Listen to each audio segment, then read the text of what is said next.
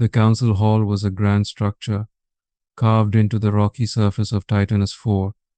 Its walls, constructed of gleaming crystal and polished metals, reflected the bright lights of dozens of systems across the galaxy, each representing a different coalition member species.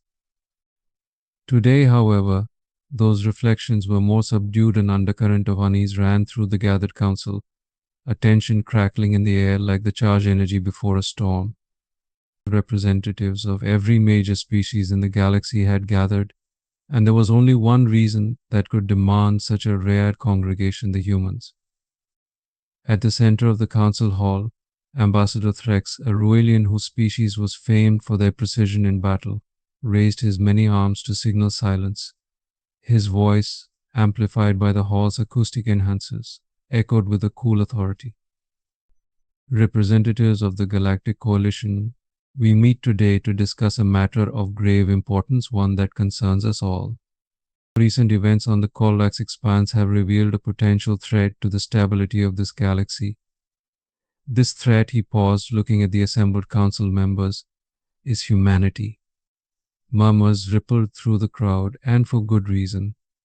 Though humanity had been on the Coalition's radar for only a few cycles, the species' reputation had spread through the galaxy at an alarming rate. Reports from various military commanders, ambassadors, and scientists had painted an enigmatic picture. But one consistent theme emerged: humanity was not like the other species. They were unpredictable, resilient, and by many accounts fearless in ways that bordered on madness. A tall, armored figure rose, its metallic exoskeleton catching the light. This was High Commander Esrel of the Trinai, known for their ruthlessly efficient, hive-minded strategies. She clicked her mandibles in agitation. I have witnessed these humans firsthand, Esrel said, her voice a harsh chitter softened by translation implants. They defy logic. On the battlefields of Zentari Prime, they engaged our forces with no regard for protocol or safety. When confronted, they did not retreat as we would expect of a numerically inferior force. They fought with a fervor, a frenzy, as though they were born for war. Ambassador Threx nodded, gesturing for her to continue. You say they did not retreat. Did they not recognize the inevitable? He asked, a faint frown forming. Perhaps, Esrel replied, her tone dark. But I am no longer certain what they consider inevitable. They sustained heavy losses and yet showed no signs of surrender. Even when we destroyed their vehicles and weapons, they used the very terrain against us, improvising with rocks, debris, and even parts of their own armor. To humans, it seems that as long as they draw breath, they continue to fight. Another representative, a scaled diplomat named Ryvok from the Selkan, raised his hand. Commander Esrel, do you think these humans fought so fiercely out of desperation, or was it some calculated tactic? I do not know, Esrel admitted, a trace of bewilderment in her typically resolute voice. To them, it seemed to be a matter of principle. They fought as though it were their purpose, as if surrender would be the true death. Her words hung in the air, leaving an unsettling feeling among the assembly. Ryvok, who had previously dismissed humans as simply aggressive primitives, now felt a twinge of discomfort. He leaned forward, his voice more cautious. We have often underestimated species for their size or technology. But these humans, they seem to possess an indomitable will. I have heard that among their own kind they say that war is hell, yet they willingly enter it. It is both baffling and disturbing. A voice piped up from the back, belonging to a much smaller figure. Envoy Hicks of the Daraxi, a race famed for their diplomacy rather than warfare, had a puzzled look on his face. Perhaps it is not just their willingness to engage in conflict, but rather their choice of tactics. They operate without the restrictions we are accustomed to. In the recent skirmish over the Ilithian moon, their fleet engaged ours in a manner that disregarded all formal protocols. They attacked not in formation but in a haphazard assault that we could not predict. And what was worse, they used psychological warfare. Gasps echoed through the chamber. The coalition had strict guidelines when it came to warfare, agreements that over millennia, had built a predictable and manageable system. Psychological warfare was a rare and often banned tactic among coalition members. But humanity seemed to have no such restraint. They broadcast messages during battle, Hicks continued, his voice trembling slightly. They taunted us, played dissonant sounds, even transmitted images of their species homewards under extreme conditions. Our warriors were disoriented.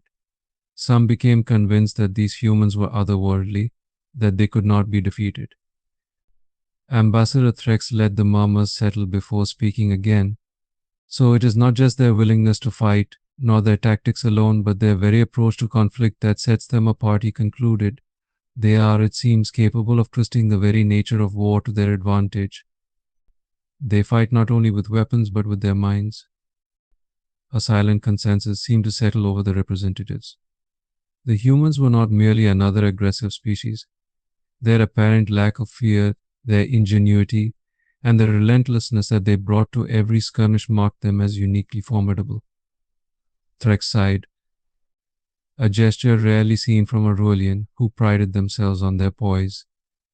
Then we must ask ourselves, representatives of the Galactic Coalition, how do we proceed? Should we see them as allies, as adversaries, or as something altogether other? A pause filled the hall. For once it seemed that every species present was unified not by mutual understanding or respect, but by a shared unease. The human question loomed large. A dark unknown that even the galaxy's most advanced minds struggled to comprehend. As the council adjourned for the day, many left the hall deep in thought, sharing whispered concerns and hushed discussions. Humanity, that small, chaotic species from a distant arm of the galaxy, had managed to do what no other had. They had shaken the coalition's confidence, and they had sparked a fear that the galaxy hadn't known in centuries. The official record of humanity's first encounter with the Galactic Coalition began as a routine patrol near the edge of Coalition-controlled space. A tri-scout ship, sleek and silver with an array of advanced scanning technology, patrolled the distant sector to investigate strange energy signals emanating from a fringe system.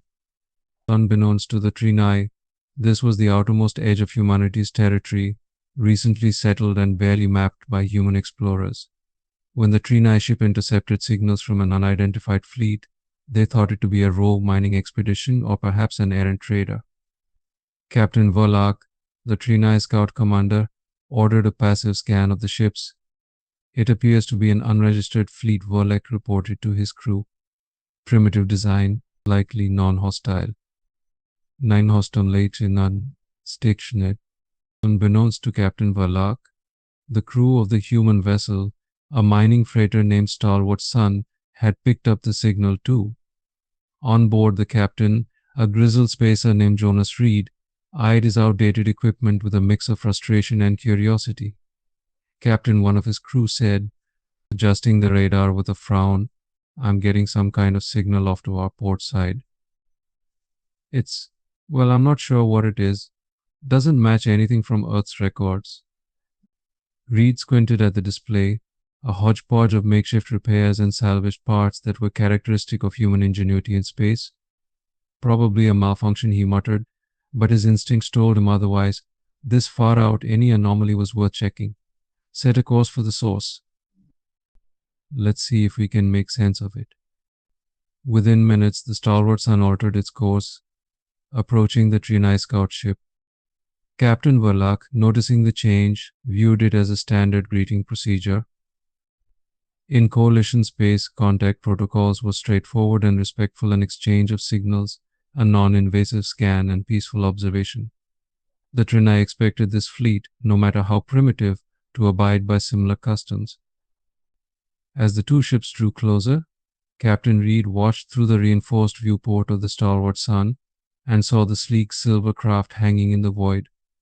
It was unlike anything he'd ever seen, organic yet metallic, smooth in a way that no human ship could replicate. He keyed his comm system, broadcasting an open message. "Unidentified craft, this is Captain Jonas Reed of the Stalwart Sun. You're in human claimed space. Identify yourself." The Trinai bridge echoed with confusion at the message. An unexpected breach of protocol. To Verlac, the voice sounded confrontational, defiant even. He signaled his crew to respond. This is Captain Verlac of the HFY Coalition Scout Fleet. We have entered this system as part of a routine patrol. We are not a threat. Stand down and prepare for passive scans. Captain Reed, hearing this, raised an eyebrow. Passive scans? Passive scans, he muttered, then turned to his first officer. What do you make of this, Anders? Anders, an experienced pilot with a reckless streak, chuckled. Sounds like they're trying to size us up. Never heard of a train eye before. Probably a lost ship trying to lay low. Well, Reed replied, we can't let them go poking around like that. Engage defensive maneuvers. Let's show them we mean business. The next few minutes would go down in both human and coalition history as a cautionary tale of cultural miscommunication. For the Trinai, war and combat followed strictly codified practices, declarations, warnings, and calculated engagement distances. But the humans, feeling protective of their territory, had no such protocol. They acted out of pure instinct, ready to defend themselves against any perceived threat. Without warning, the stalwart sun veered sharply, its outdated thrusters groaning under the sudden strain, and began an erratic, zigzagging course around the Trinai ship. Reed's voice came over the human ship's comms, laced with bravado. All right, Trinai, if that's your name, back off before things get ugly. Captain Verlac, who had never experienced such a chaotic maneuver, was momentarily stunned. The humans were violating every rule of engagement in coalition space, disregarding the honor-bound approach to battle. On instinct, Verlac ordered a warning shot, aiming a harmless beam past the human vessel to signal the Trinai's authority. The moment the warning shot grazed past, Reed and his crew reacted, not with caution but with aggressive improvisation. Anders punched a few controls, maneuvering the stalwart sun in a reckless loop around the Trinai scout ship.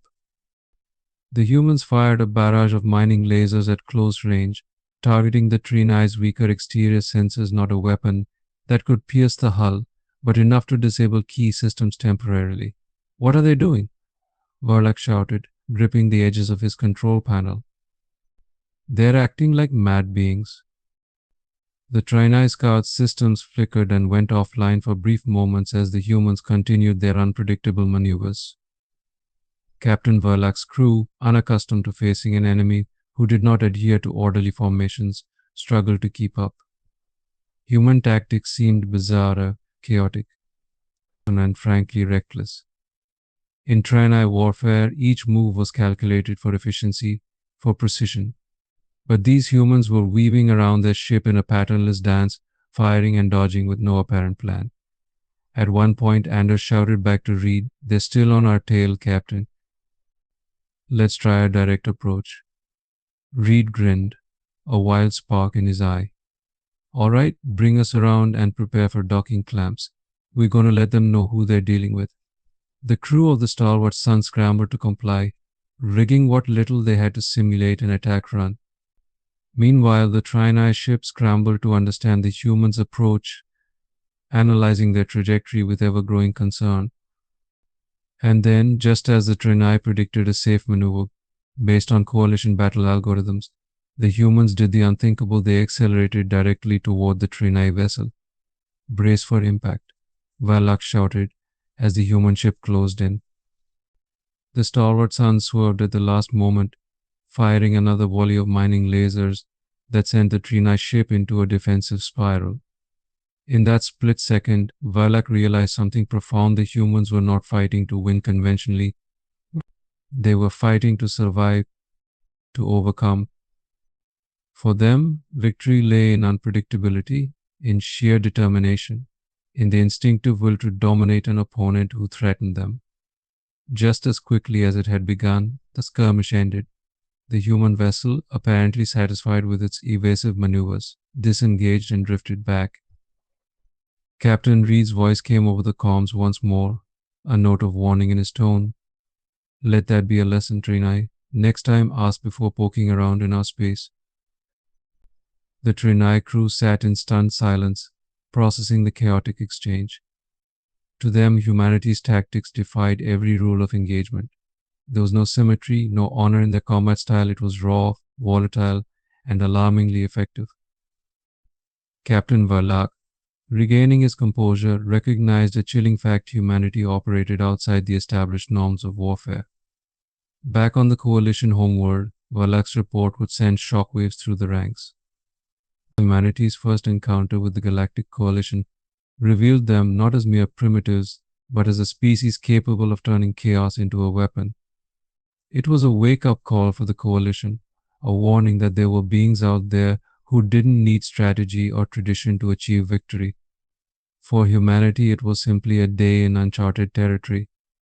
But for the Galactic Coalition, it was the beginning of an uneasy realization: they were dealing with a species that feared neither convention nor conflict. Zentari Prime was a world of extremes, a harsh, barren wasteland with a sky forever bruised by violent storms and air so thick with toxins that only the most durable species could breathe it unaided. Its surface, pocked with jagged canyons and shifting sands, resisted any attempt to build stable ground. Even the Coalition, with its advanced technology and centuries of planetary warfare experience, deemed it a nightmare to conquer. But Zentari Prime held valuable resources, particularly the rare minerals used to power quantum drives. So despite its unforgiving terrain, the Coalition forces attempted to seize control. When humanity arrived to claim the planet for their own interests, a showdown became inevitable. The humans in their patchwork fleet of retrofitted ships landed on Zentari Prime with an optimism bordering on recklessness. Coalition commanders observed with a mix of curiosity and condescension as the humans disembarked, their ragged yet determined forces forming ranks as if undeterred by the hostile environment. Leading the Coalition forces was Commander Halvak of the Warthol, a species revered for their strategic precision and mastery of environmental warfare. He watched from his high vantage point, his reptilian eyes narrowing as he studied the humans through his data visor. His soldiers, encased in suits capable of withstanding Zentari's air, awaited his orders with stoic patience.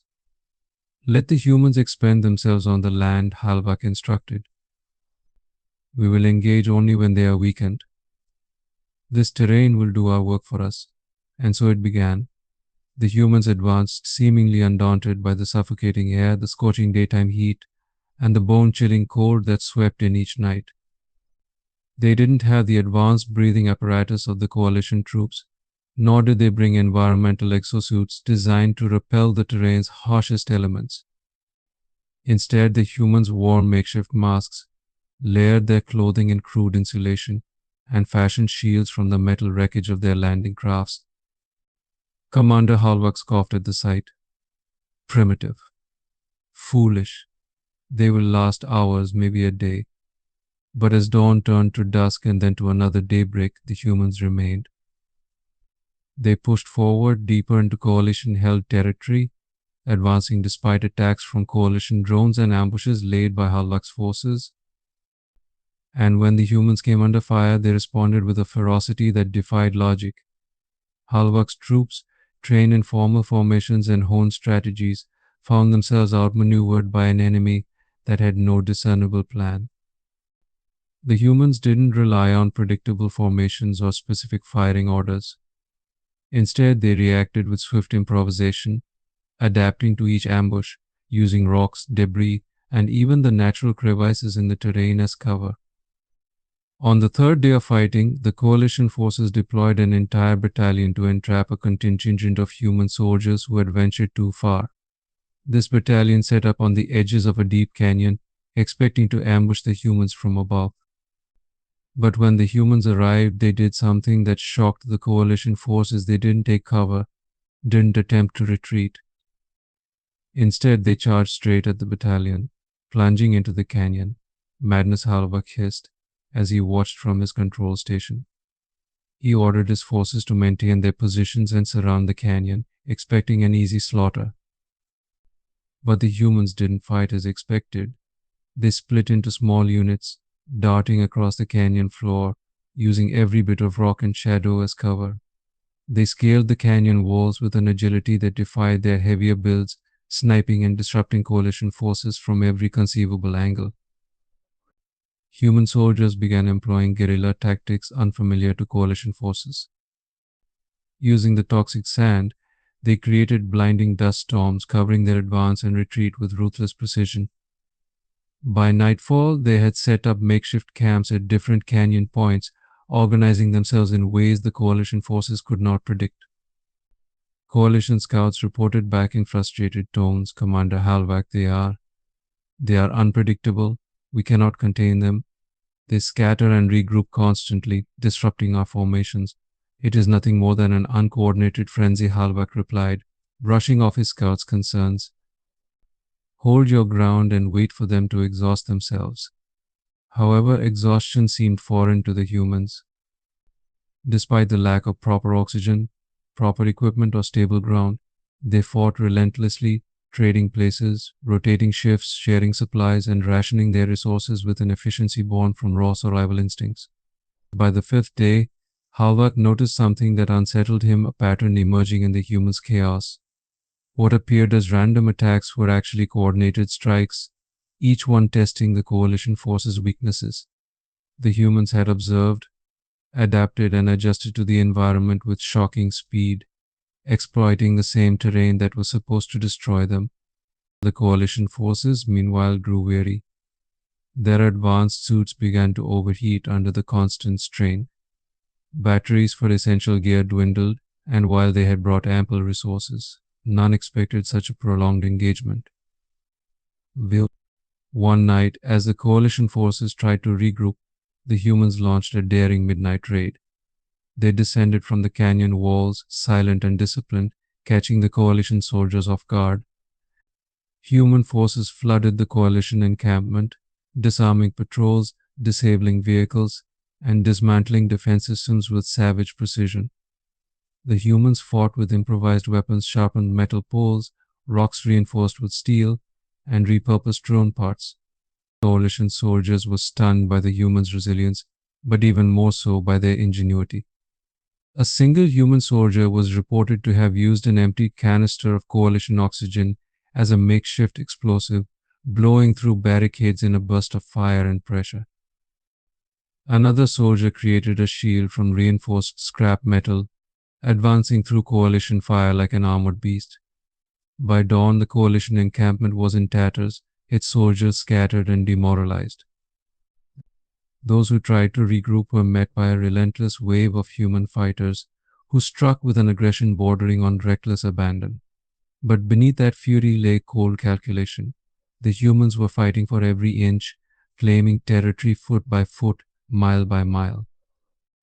Commander Halvak watched in horror as his once coordinated battalion fell into disarray.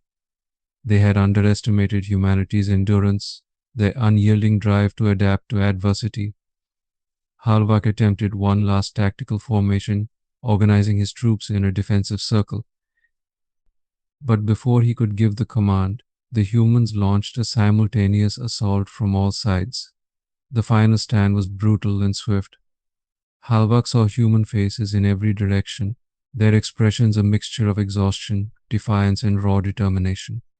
Even as they took injuries, the humans pressed forward, forcing the coalition troops back with unrelenting will. The coalition forces, disoriented and out of formation, could not withstand the humans' assault. Within hours they were overrun, and Zentari Prime, once deemed unconquerable, fell under human control. As the sun set on Zentari Prime, Halvak made his final transmission to Coalition Command, his voice weary and tinged with defeat. They are different. They do not yield. They do not follow reason. Their tactics are not strategies, but something raw and instinct, a primal need to survive and conquer. Against their chaos, we had no countermeasure. Zenthari Prime is lost. In the aftermath, coalition analysts would puzzle over humanity's resilience. Zenthari Prime was a planet designed to break its inhabitants, a place where calculated strategy was supposed to rule. But humanity had rewritten the rules, enduring where others could not, adapting as though born of the hostile earth itself. For humans, the victory on Centauri Prime was just another day of survival. But for the Galactic Coalition, it was a terrifying reminder that humanity fought not with tradition or protocol, but with unbreakable resolve. The galaxy would never look at them the same way again. In the weeks following the Battle of Centauri Prime, the Coalition's military analysts pored over every piece of data they could salvage from the conflict. These reports, combat footage, and fragmented transmissions from Coalition soldiers painted a chaotic picture of the battle, but one factor stood out with chilling clarity: humanity's ingenuity. The humans had employed a bewildering array of unconventional tools and improvised tactics that no battle simulation nor military strategist could have predicted. Sitting at the Coalition's War Council headquarters, a senior analyst named T. Alak of the Drive Khan, a race known for their methodical and disciplined approaches to strategy, conducted a briefing on humanity's methods. He addressed a gathering of high-ranking officers, each representative from a different species, and each equally disturbed by humanity's actions on Centauri Prime. Honored counselors. Beku. T. Alak began, "Our enemy, humanity, has displayed a degree of battlefield adaptability that we have yet to encounter from any other species. Where we adhere to protocol, they innovate; where we uphold tradition, they improvise. It is as if their minds are wired to constantly seek solutions in ways that defy reason." Tialak brought up a series of holographic images and videos, each depicting scenes from the battle. Observe, for instance, this footage from Centauri Prime. This group of human soldiers encountered a downed trained reconnaissance drone, left discarded by our forces. Within minutes, they had salvaged parts from its chassis and sensor array, creating a makeshift communication relay and positioning beacon. These components are entirely alien to them, yet they managed to disassemble and reassemble them with astonishing speed, deploying a functioning relay before our troops realized it was missing. A collective murmur of surprise swept through the room.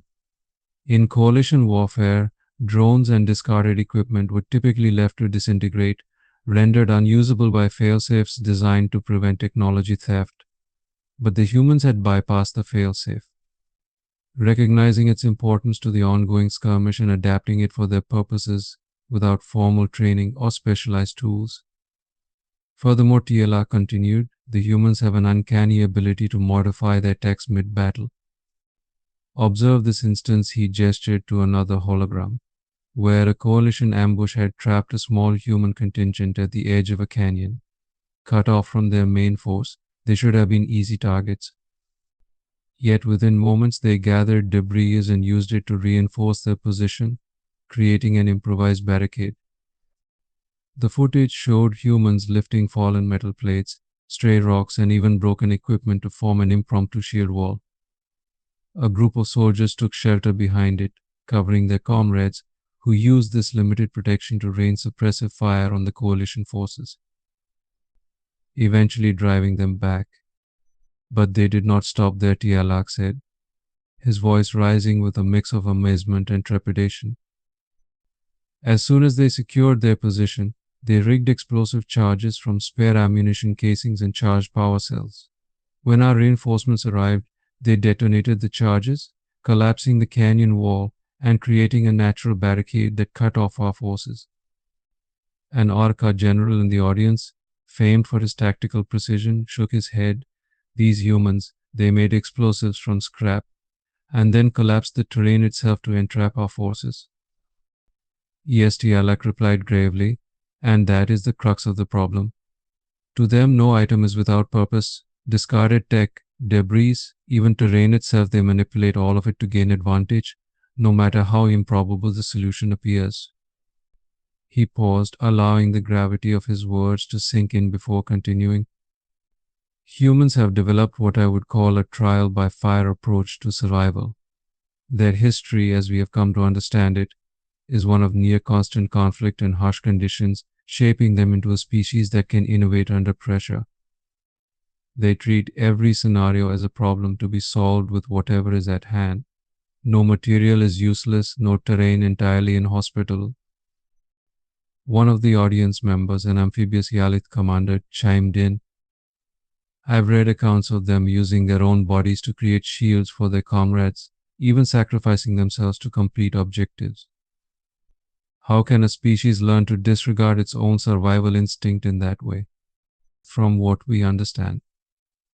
What we understand. Mishis, Tialak replied. It is not a disregard of survival instinct, but rather a complex psychological mechanism. They prioritize group survival over individual safety in ways that can border on the reckless. This behavior appears to be an extension of their tribal past, a willingness to sacrifice if it ensures the collective goal. What's more, this willingness seems to extend even to non-humans. There are accounts of humans saving other species in the heat of battle, choosing to protect the vulnerable over eliminating targets. He continued, showing another set of images from the humans' encampment on Xanthari Prime. Observe this forge, he said, pointing to a makeshift workshop the humans had set up. Lacking advanced manufacturing facilities, they used portable burners and broken drones to fashion their own weapons and equipment repairs. They repurposed metal from discarded coalition parts, forging it to create tools and makeshift armor. This adaptability is unlike anything we've encountered. Our engineers could not repair that equipment without proper facilities, yet the humans achieved it in the open field. Another officer, a Tal engineer renowned for his work on advanced coalition weaponry, interjected. These creations, how effective are they in combat?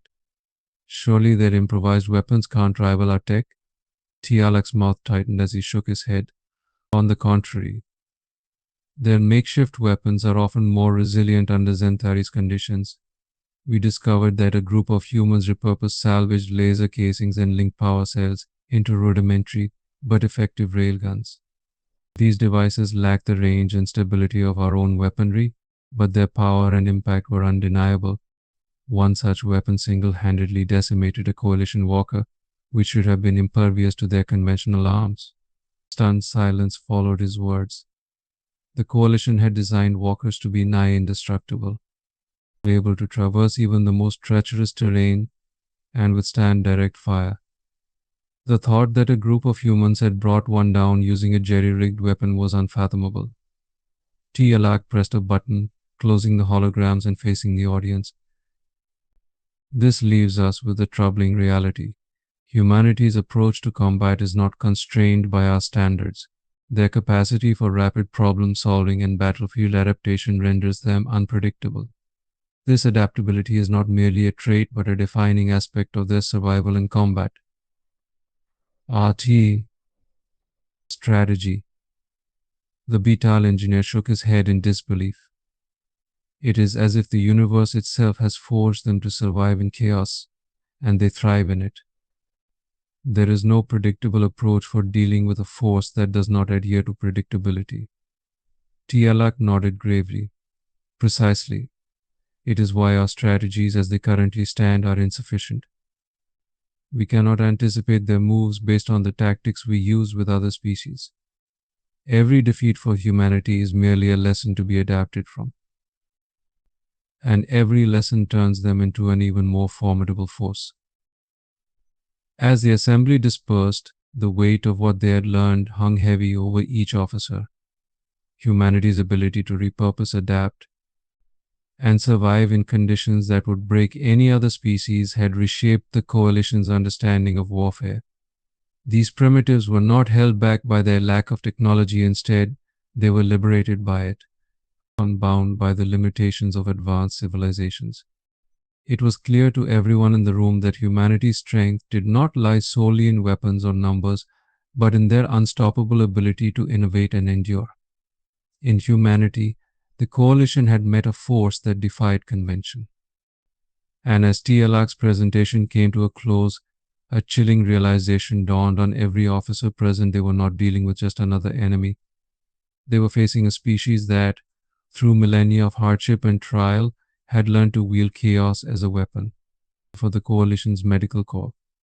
Treating humans was unlike anything they had experienced with other species. In the aftermath of Zentari Prime, alien medics and researchers who tended to the battlefield's survivors returned with accounts of human resilience that defied all logic. The stories of human endurance under conditions that should have been fatal for any other species began to circulate through the coalition's ranks, creating a mix of awe and unease among those who heard them.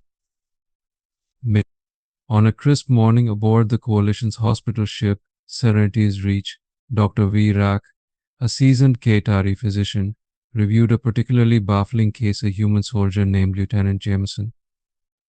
Jameson had been brought in after sustaining injuries that would have left any K-Tari on death's door.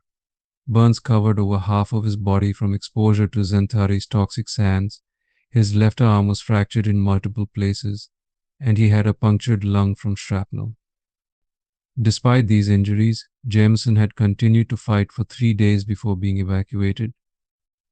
Dr. Virak had been treating patients for over a century, but no case had surprised him more than this one. He examined Jameson's medical logs, each note stranger than the last. Patient refuses to stay sedated. Attempts to remove IV drips. Repeated requests to be discharged, the nurse's note read. Virak shook his head, baffled. Human biology, he was beginning to realize, was only part of what fueled their resilience. Virak leaned over to check Jameson's vitals, and to his astonishment, found the soldier awake. Jameson's eyes were sharp, defiant despite the pain that would incapacitate most beings. "You shouldn't be conscious," Virak said in the K-Tari's clipped tones. "And yet you are." Jameson managed a smirk. "I've been through worse, Doc. Just a scratch, Doctor." Virak could barely conceal his disbelief. "A scratch? Lieutenant, your injuries are severe. You've inhaled toxic particles, your respiratory system has been compromised, and your body has endured levels of physical trauma that would have incapacitated even the strongest Trinai. This is not something your body should simply shrug off." "Well," Jameson replied, his voice a mix of weariness and grit, "we don't have the luxury of giving up. You'd be surprised how far a little stubbornness can go." The more Virak observed, the more he realized that human endurance went beyond their physiology. Where other species succumbed to the effects of injury, exhaustion, and stress, humans seemed able to push through, as though sheer willpower itself kept them alive. Across the hospital ward, Dr. Virak's colleague, a Larayan medic named Dr. Zira, was tending to another human patient, Sergeant Callahan. Callahan had been found half buried in Zentari's shifting sands, his breathing labored but steady, his body racked with hypothermia after being exposed to Zentari's freezing night temperatures without any environmental suit. When he was found, his body temperature was perilously low, but he was still alive, somehow pushing through the near-lethal conditions. "What kept you going?" Dr. Zira asked, incredulous as she documented his case. Callahan, with a half-laugh that turned into a cough, replied, "Didn't have much of a choice. My squad was counting on me, and I couldn't let them down. So I just kept going." Dr. Zira shook her head in amazement. "Human biology can only do so much. Your resilience is psychological. You do realize that it's beyond our understanding, don't you?" Maybe Callahan shrugged, wincing. "But that's the thing about humans, Doc, we're survivors. Sometimes surviving just means keeping your mind focused on the next step and pushing past the pain." His words echoed through the Coalition's medical records, as doctors across species tried to understand the depths of human endurance. The Coalition scientists began investigating humanity's evolutionary history, and what they found astonished them. Earth, it seemed, was a brutal world by galactic standards. Humanity's ancestors had endured extreme climates, frequent disasters, and constant scarcity of resources. The result was a species with not just physical resilience, but a mental fortitude honed by centuries of survival against all odds. In one report, A medical officer from the aquatic Lyrian species noted how humans seemed able to withstand Xanthari's toxic atmosphere with only rudimentary breathing masks, improvising when their supplies dwindled rather than seeking immediate evacuation. They treated the planet's hostile environment as an inconvenience, not a threat, the report read. Where most species would evacuate, they adapt. Where most would falter, they push forward. Another account, from a Trinai soldier who had fought beside humans, recalled a moment during the heat of battle where his own armor had failed. Unable to breathe in the toxic atmosphere, he thought he was doomed until a human soldier, ignoring his own injuries, carried the Trinai out of danger, improvising an oxygen mask from his own equipment.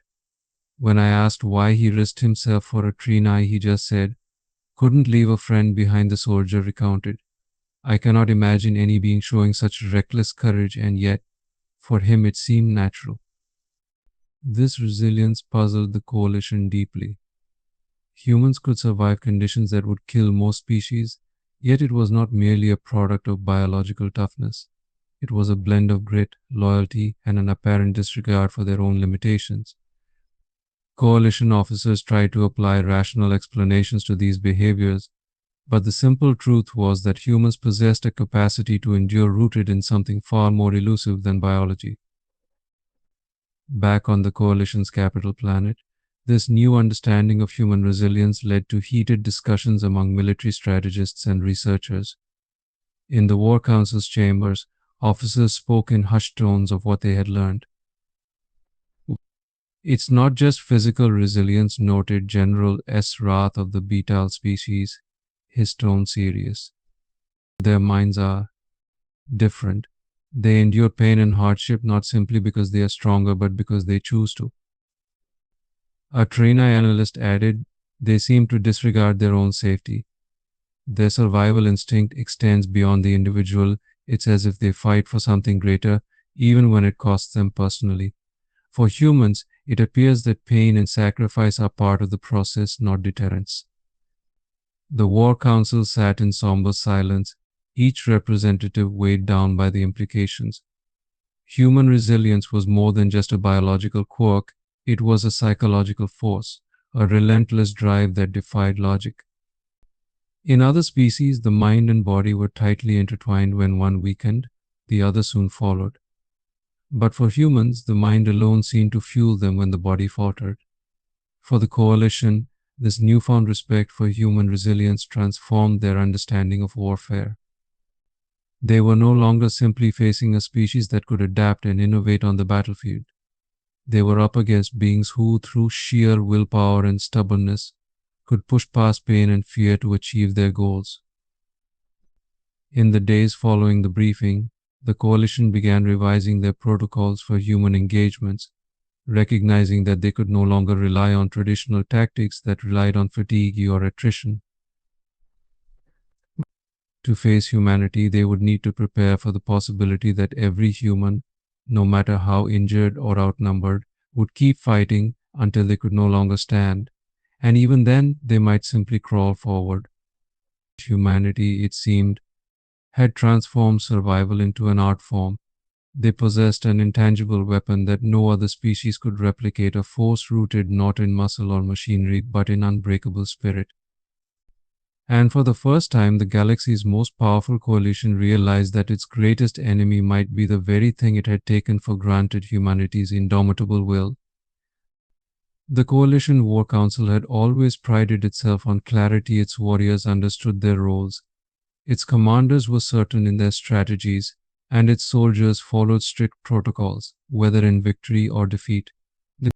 Mercy was a rare concept in their ranks, as was compassion for the enemy. Yet, when humans entered the galactic stage, they brought with them a baffling contradiction. They were fierce warriors, yet capable of unexpected, inexplicable acts of kindness. Reports began circulating among Coalition commanders, each one stranger than the last. One account described a skirmish on the frozen plains of Calter 9, a desolate moon where temperatures dropped so low that Coalition soldiers required special suits just to survive. During a particularly brutal engagement, a detachment of Coalition troops was caught in a blizzard, and began to succumb to the elements after their environmental suits failed. The human soldiers could have easily pushed forward and taken advantage of their enemy's vulnerability. Instead, they stopped their advance and reached into their own supplies, providing the coalition soldiers with emergency thermal blankets and heat packs. When asked why they spared their weakened opponents, the humans reportedly replied, "No one deserves to die freezing and alone." General Esrath, who had received the report, read it again and again, as if rereading it might somehow reveal a hidden logic. It made no sense to him. On Calter 9, the humans had been on the verge of a decisive victory. They had everything to gain by pressing their advantage, and yet they had chosen compassion over conquest. This bewildering act sent waves of confusion and awe throughout the coalition ranks. What kind of warriors would show such kindness to their enemies? At a war council meeting, the coalition leaders shared similar stories, each more improbable than the last. High Commander Halvak of the Vothul recounted an incident from Zentari Prime. A unit of his soldiers had been trapped by a human strike team. With their forces decimated and the humans closing in, Halvak's soldiers had accepted that their fate was sealed. But instead of finishing them off, the humans had offered aid, bandaging wounds and providing water. Halvak's soldiers were later released unharmed and sent back to their commanders with a message: war is with soldiers, not the defenseless. Another account came from the coalition's medical division, which described a human medic found on a battlefield tending to both human and coalition wounded. He had crossed enemy lines under heavy fire to reach coalition soldiers who had been critically injured when coalition forces eventually found him. They could hardly believe what they saw. The medic had improvised splints, used his own bandages, and administered basic first aid to enemy combatants. They needed help, he reportedly said when questioned. Didn't matter whose side they were on. Alien commanders struggled to make sense of these contradictions. To coalition soldiers, the battlefield was a place for cold calculation, where victory was achieved through discipline, not sentiment. Compassion was viewed as a weakness, mercy a failure of resolve. But the humans operated by a different code, one that blurred the lines between warrior and protector, conqueror and caretaker. In a debriefing, a Trinai commander expressed his frustration. The humans' behavior disrupts our strategies. They are brutal in combat, yet merciful in defeat. They show restraint where they could dominate, and empathy where we would show none. How can we predict an enemy who acts in such contradiction? The other commanders shared his frustration. Time and again, the humans had proven unpredictable, not only because of their tactical improvisation, but because of this perplexing duality. One moment, they would fight with unmatched ferocity, charging forward with unbreakable resolve. But in the next, they would show compassion, tending to wounded enemies or protecting non-combatants, even at their own risk. The coalition's analysts attempted to make sense of this behavior, combing through records of human history for an answer. What they found was a complex and often brutal past, filled with cycles of war and peace, oppression and liberation. Yet intertwined within those centuries of conflict were accounts of mercy, stories of warriors who laid down their weapons, conquerors who spared civilians, and soldiers who sacrificed themselves for the lives of strangers. It was as if humanity carried within them both the fierce spirit of a predator and the protective instincts of a guardian. The War Council eventually came to a consensus: humanity's capacity for compassion was as dangerous as their strength. An enemy who spared the wounded, who treated prisoners with dignity, was an enemy who could win the hearts of allies and even their opponents. The coalition realized that this unpredictable kindness was part of what made humans so formidable. In showing mercy, they did not weaken themselves, rather, they extended their influence, creating unexpected alliances and sowing seeds of doubt among coalition ranks. On the battlefield, this duality made humans unpredictable, but it also made them more intimidating. Coalition soldiers, knowing that humans would sometimes choose mercy over aggression, found themselves wondering whether they would be spared or annihilated. This uncertainty fostered an insidious kind of fear as soldiers grappled with the reality that their enemy might show them kindness but could just as easily end their lives with relentless efficiency. For the coalition, this paradox raised an even more disturbing question: what motivated humanity's compassion? To coalition species, whose sense of morality was often limited to their own kind, humanity's empathy seemed baffling. But in studying humans, the coalition leaders realized that humans saw themselves in others, even in their enemies. This capacity for empathy, for connecting with those unlike themselves, was perhaps humanity's most confounding and dangerous trait. The War Council concluded their session with a final analysis from Admiral Ulath of the Selkan, who spoke with a mixture of reverence and caution. In humans, we face a species that possesses both the will to destroy and the desire to protect. They fight with passion but with restraint. Their compassion is not a weakness but a tool, a weapon more powerful than any technology. Because where most of us would divide and conquer, they unite even their enemies. As the council adjourned, the leaders dispersed, each lost in thought, carrying a new understanding of humanity's paradox. The humans, they realized, were warriors who could both destroy and protect, wielding kindness as deftly as any weapon. This made them not only harder to understand, but far more formidable. For how could they defeat an enemy who was not bound by hatred, but driven by a belief that even in war, there was room for mercy? This unpredictable kindness was a force that even the coalition's most advanced strategies could not counter, for it touched something deeper, something that defied even the harshest conditions of war. In humanity, the coalition had encountered a paradox. A warrior who could spare his enemy, a conqueror who could grant mercy, a soldier who could protect the weak. It was a quality that made them as enigmatic as they were powerful, a reminder that in the galaxy, the most dangerous enemies were not the strongest, but those who could fight without losing their humanity. In the coalition's vast network of alliances and territories, diplomacy was often a fragile matter, maintained with the same precision that held war strategies together. Diplomats from every coalition species had encountered humanity in one way or another since their entry into the galactic stage, but as stories of human combat prowess grew, something else became apparent. Despite their formidable capabilities in war, humans showed a deep reluctance to engage in unnecessary conflict. Ambassador Nile of the Selkan, an amphibious race known for their negotiating acumen, recounted a particularly surprising encounter. Following a border dispute between a human colony and a coalition-affiliated planet, the human delegation had arrived at the negotiating table prepared not with demands, but with genuine offers of compromise. They brought solutions, methods of resource sharing, and proposals for mutual benefit.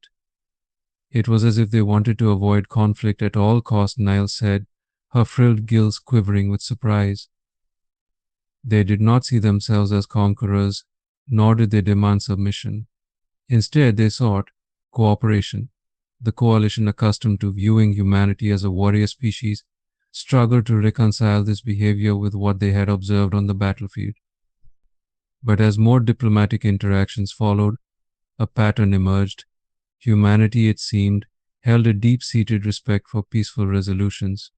Their diplomats often spoke of the horrors of war, of sacrifices made, and of the price that violence exacted on the soul.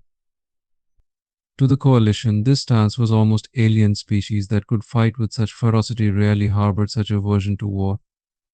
Another story, shared by an Oraka envoy who had observed a human fleet after a decisive battle, further illustrated this paradox. After a brutal skirmish over the planet Varial IV, where human forces had gained a clear advantage, the coalition expected humanity to claim the territory, driving the enemy out and establishing a foothold. But instead, the human commander ordered a ceasefire and opened diplomatic channels.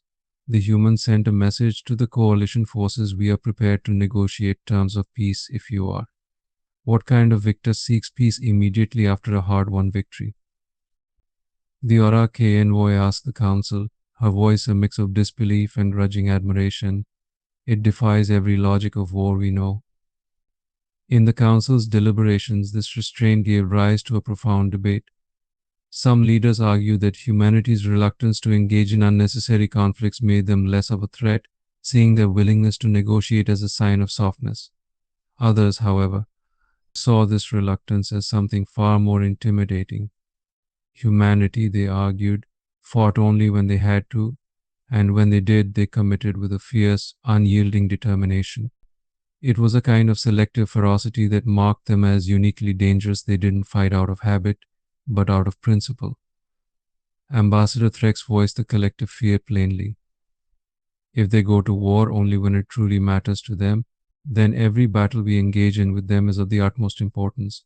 They do not waste their energy on trivial conflicts. Every strike, every advance is calculated, full-hearted, and absolute. They do not retreat lightly. And they do not abandon their cause. This realization cast a shadow over the Council. Humanity, with their capability for mercy, their eagerness for peace, and their absolute commitment when pressed to conflict, became more unpredictable than ever. For the first time, the coalition saw them not just as warriors but as strategists, wielding restraint as carefully as they wielded aggression. And in this balance, the Council understood a new truth: humanity's preference for diplomacy did not make them weaker. It made them far more formidable. Humanity's approach to war was unlike any the coalition had seen.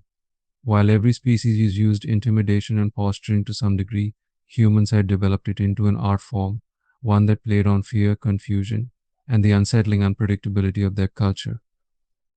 Tales began to circulate among coalition forces about human tactics that went beyond physical warfare, targeting the minds of their opponents as much as their bodies.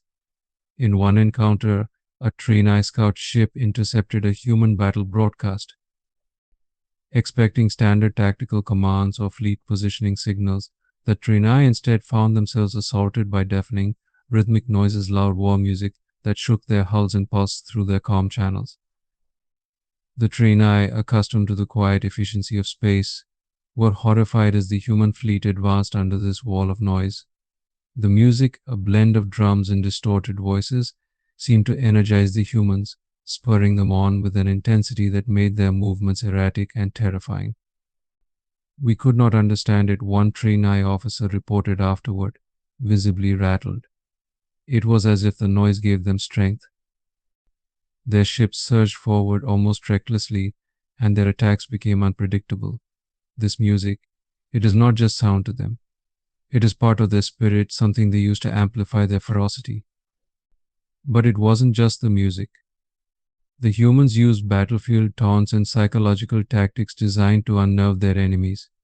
In another incident, coalition forces encountered a squad of humans on a hostile desert world. Their communication channels suddenly flooded with cryptic messages from the humans. The humans spoke in code, mockingly describing the coalition's movements and taunting them with messages that hinted at knowledge of their positions, even when it was impossible for them to know. It was as if they could see us, recalled a Selkan soldier who had been in that skirmish. "We were cloaked, hidden, yet they would call out our coordinates, daring us to move.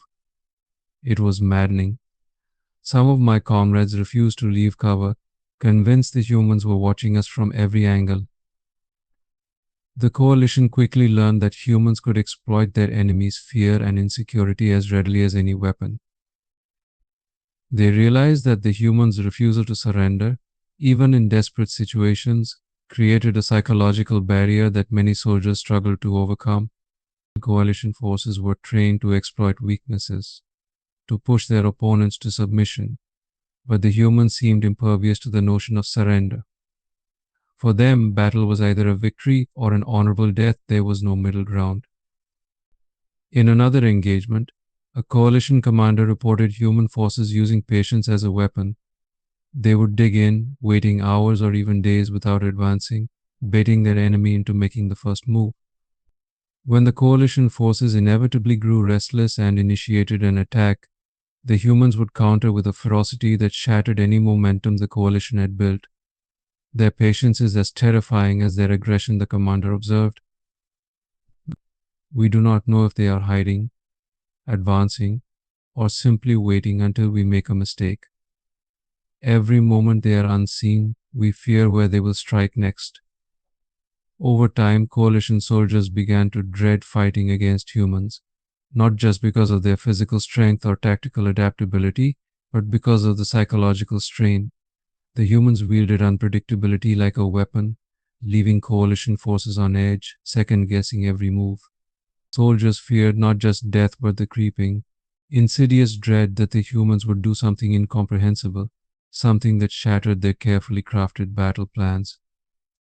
In response, the coalition attempted to create countermeasures, training soldiers to resist psychological tactics, but it was clear that humanity's methods ran deeper than mere tricks or bravado. The humans understood fear on a fundamental level. They manipulated it, bending it to their will, shaping it into a weapon as devastating as any laser or railgun. They had an uncanny ability to seize the intangible fear, uncertainty, resilience, and turn it into a strategic advantage. And as the coalition reviewed every report, they reached an unsettling conclusion: humanity's most dangerous weapon was not their technology or their physical prowess.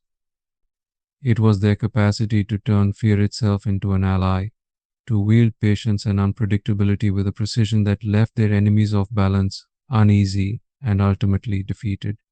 The Coalition Council chamber was hushed, filled with a rare gravity as each representative sat in contemplation. They had dissected humanity's traits, studied their contradictions, and tested them on the battlefield. Yet the more they learned, the more they realized how little they truly understood. Humans had entered the galaxy as newcomers, an unknown species with an improbable combination of compassion and ferocity. Now, in the wake of countless encounters, they left the coalition both awed and wary. Ambassador Threx broke the silence. We have learned that humanity defies our assumptions. They are warriors, yes, but they are more than that. They possess a will that neither we nor any of our allies have encountered in our history. He looked around the room, seeing his own sentiments reflected in the faces of his fellow diplomats. And we cannot simply regard them as an enemy to subdue or an ally to manipulate. They are different. The Trini representative, Commander Esrel, nodded, her mandibles clicking thoughtfully. We have faced enemies before, species that fought with strength and resilience. But humans fight not just to conquer, they fight with purpose and, in some baffling way, restraint. They can be relentless and yet extend mercy. They are unpredictable. Her eyes narrowed, and that makes them uniquely dangerous. One by one, the members shared their experiences, recounting the ways humanity had challenged their understanding of war, strategy, and even compassion. Their reluctance for needless conflict had been baffling, their kindness toward enemy forces almost unthinkable. And yet, their tactical prowess, their willingness to adapt and endure, had reshaped the landscape of every battlefield they touched. Humanity was a paradox, unpredictable, resilient, and in ways both subtle and stark, unstoppable. As the conversation turned to the question of humanity's place in the galaxy, Admiral Yulith of the Selkhan offered a solution. We should treat humanity as neither enemy nor simple ally. They are more akin to a force of nature, unpredictable, at times violent, but also capable of remarkable creation and compassion. They have altered the balance of power not because of technology or numbers, but because of their sheer presence. Respecting that force is the only prudent course of action. It was an unspoken agreement that humanity's elevated position in the galaxy was now cemented. No longer were they simply another new species within the coalition's ranks. They were respected, feared, even mysterious, a species that brought both hope and trepidation to those who encountered them. The Coalition Council members knew that humanity's potential was immense, yet the path they would take was unclear. They were as capable of peace as they were of war, and no amount of calculation or diplomacy could predict which choice they might make at any given time. As the council meeting came to a close, each member carried with them a sense of humanity's impact, how they had shifted the galaxy's power dynamics not through subjugation but through an unwavering spirit that demanded recognition. Humanity had fought for survival, yes, but they had also fought for understanding, for allies, and when possible, for peace. It was this blend of compassion and strength that made them more formidable than any weapon the coalition had faced. In his final address, Ambassador Threx summed up the sentiment that had settled over the chamber. Humanity's spirit is both a shield and a sword. They are not bound to our traditions or protocols, nor are they constrained by the limits of our understanding. We must proceed with respect, acknowledging that we have encountered not just another species, what, but a force that will forever alter the trajectory of this galaxy. With that, the coalition adjourned, each representative carrying the weight of a new era, one that held within it both the fear and hope of humanity's influence. As they departed, the thought lingered among them: the galaxy had irrevocably changed, not through conquest or technology, but through the unpredictable, resilient, and terrifying warrior spirit of humanity.